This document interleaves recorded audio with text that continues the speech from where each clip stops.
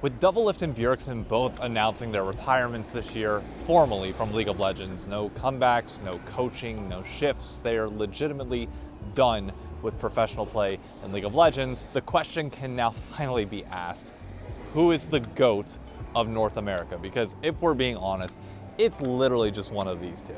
It's nobody else that can be put in consideration here when it comes to the top two. They are it. They are the cream of the crop. They are the people that Blabber and crew are trying to aspire to beat, to be better than. And it's very much a Tiger Woods versus Jack Nicklaus debate here. Now, I only started watching the LCS on a consistent basis from 2018 on, and I don't think I have to say much in terms of who was the better player during that stretch. It was Doublelift by a wide margin. 5 titles, 4 back-to-back-to-back-to-back with Team Liquid, 1 then with TSM in 2021? No, 2020 summer. Bjergsen had 1. And that was the one with Doublelift whenever he returned to TSM, and it was the him, Broken Blade, Spica era. Doublelift was the best AD carry in the league, bar none. Yes, even whenever he won his title with TSM, it was still a little bit iffy, and he clearly wasn't the carry player of the team like he was for Team Liquid back in 2018 and 2019, but he was still by far and away the best AD carry of the league. For Bjergsen, while he was good in mid lane, Jensen was the one that just kept taking the titles home. I mean, even in 2018, it was Pobelter, so he was still on top of the world there despite Bjergsen playing pretty well in 2018 with TSM, and then them reaching the finals in 2019, but wasn't able to get it done. Now, you can make the argument that the pieces around Doublelift were arguably better because Steve had Disney money and was able to do whatever he wanted with the roster, whereas TSM, even though they had unlimited money, at least in 2018 and arguably 2019, they didn't make the flashiest moves, barring the best in the West bot lane that was supposed to happen for TSM, but it crumbled. So, easy checkmark for Doublelift from 2018 on, but the majority of their careers, or at least the majority of their rise to popularity, was prior to that. This is where the rivalry conversation gets a little bit more spicy. Bjergsen came into the lift and just simply dominated from the get-go. TSM was a force to be reckoned with the second he stepped foot in North America. Yes, they didn't win their first split, but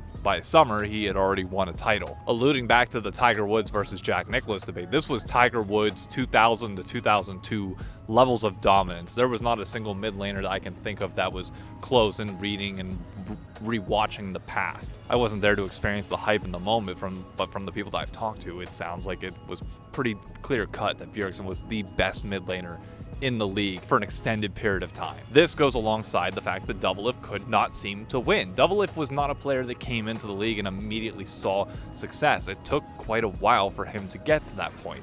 Doublelift's trophy case was a meme that he even highlighted in his video. There was a consistent urge and desire for him to get better, for him to be able to level up his play to even just win the LCS, let alone be the best AD carry in the league, to be the best AD carry on a team that would perform in an international manner. This was almost the Jack Nicklaus approach in a way. And it's reflected in their titles too. Doublelift now has 8 LCS titles that he will walk away with, whereas Bjergsen only walks out with 6. Bjergsen notably has more MVPs than Doublelift. Doublelift has 1, Bjergsen I think has 4. All-Pro nominations, I mean, they were always in the top of their role for the most part whenever they were playing, so I don't really think it's worth noting.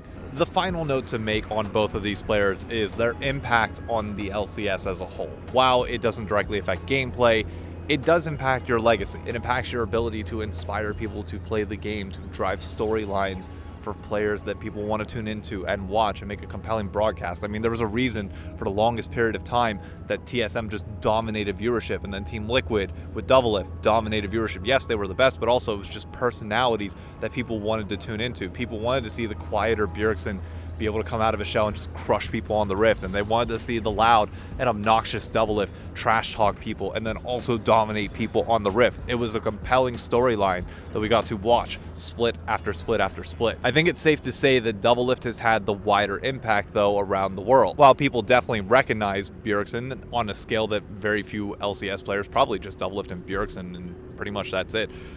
Like they could walk throughout the streets of Korea or China and probably be recognized by some League of Legends fans. I think Doublelift's got the notoriety.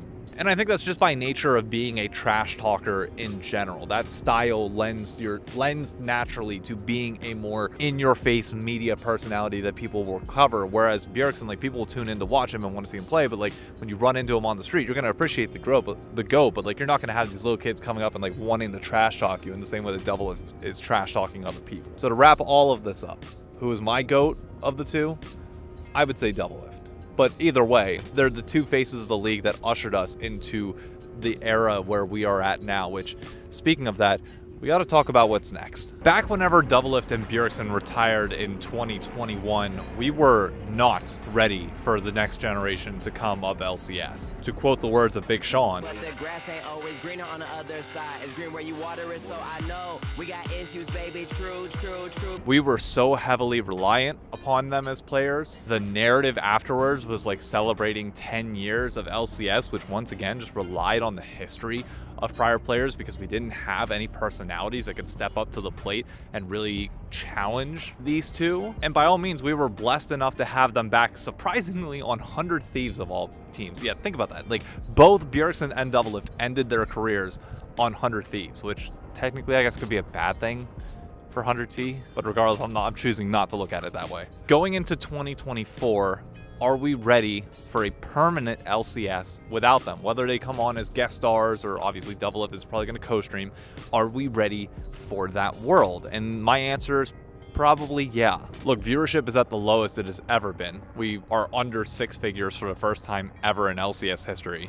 Budgets are being cut. We're down to 8 teams instead of 10. Like, every bit of news that you could think of possibly go wrong with the LCS has gone wrong over the last few weeks and months and year. But with that, we can finally start rebuilding. We do have some bit of ashes that we can kind of rise back up from. First and foremost is NRG having this nice storyline. Yes, they've cut budget in the offseason. Yes, they've got rid of staff, as people have continuously been mad at, but at the end of the day, they're getting to a fiscally responsible place with their organization that I think is good. We're creating a sustainable product that can grow on the team side. On the player side, we finally have some personalities that are starting to come out as broadcast embraces them, which is good. Which, speaking of that, the broadcast, night and day better spot than where we were at in 2021. Yes, I know COVID hit this harder than probably most other areas, but it feels like we finally have a good core of talent to build around.